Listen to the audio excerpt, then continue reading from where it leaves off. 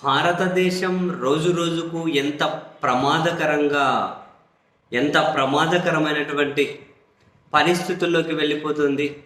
అప్పుల పరంగా ఎంత క్లిష్ట పరిస్థితుల్లోకి చేరుకోబోతుంది. ఇది ఇలాగే కంటిన్యూ అయితే మరికొన్ని సంవత్సరాలలో భారతదేశం ఆర్థిక పరిస్థితి ఎంత అద్దుమానంగా ఉండబోతుందో తాజాగా పార్లమెంటులో కేంద్ర ఆర్థిక శాఖ సహాయ మంత్రి పంకజ్ చౌదరి లిఖితపూర్వక సమాధానాన్ని ఆధారంగా చేసుకొని ప్రజాశక్తిలో ఒక కథనం వచ్చింది.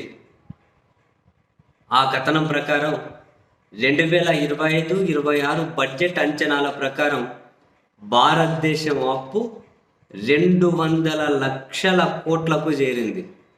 200 లక్షల కోట్లు. మీరు కావాలంటే మళ్ళీ 200 లక్షల కోట్లు అంటే తప్ప అనుకుంటారేమో. 200 లక్షల కోట్లు భారతదేశం అప్పు చేరిందట. ఇది జీడిపిలో 56.1% నమోదైందట.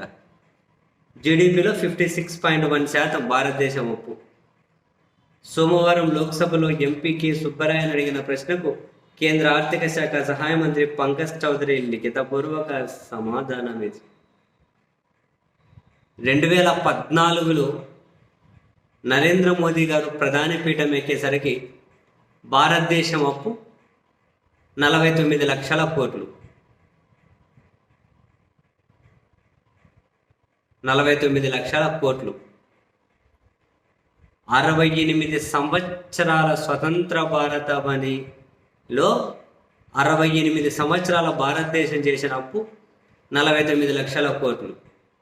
అక్కడి నుండి ఈ 11 సంవత్సరాల నరేంద్ర మోదీ గారి ప్రభుత్వం చేసిన అప్పు 150 లక్షల కోట్లు.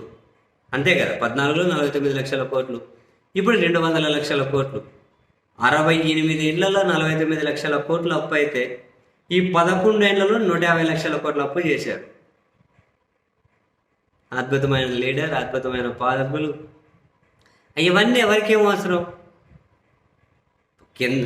కింద కాలిపోయేంత వరకు ఎవరికీ తెలియదు. భవిష్యత్తు అదే పరిణామాలు కనిపించబోతున్నాయి. స్పష్టంగానే తెలుస్తుంది. చూడడానికి ఎంతమంది ఉంటారో తెలియదు, కానీ ఆ జీడిపిలో 56.1% అప్పు అంట. 200 లక్షల కోట్ల అప్పు అట. 2018లో 93 లక్షల కోట్లు ఉండేనట. 2019లో 105 కోట్లకు, అంటే సంవత్సరానికి 18 నుంచి 19లో 93 లక్షల కోట్లు. అక్కడి నుంచి ఎట్లా పెరిగింది? నెక్స్ట్ 105 లక్షల కోట్లు, 121 లక్షల కోట్లు, 138 లక్షల కోట్లు, 156 లక్షల కోట్లు, 171 లక్షల కోట్లు, 185 లక్షల కోట్లు. 25-26 ఆర్థిక సంవత్సరం వచ్చేసరికి 200 లక్షల కోట్లకు చేరుకుంటుందట. కేంద్ర మంత్రి సమాధానం. కుటుంబాల అప్పు కూడా పెరిగిపోతుందట, పొదుపు తగ్గిపోతుందట.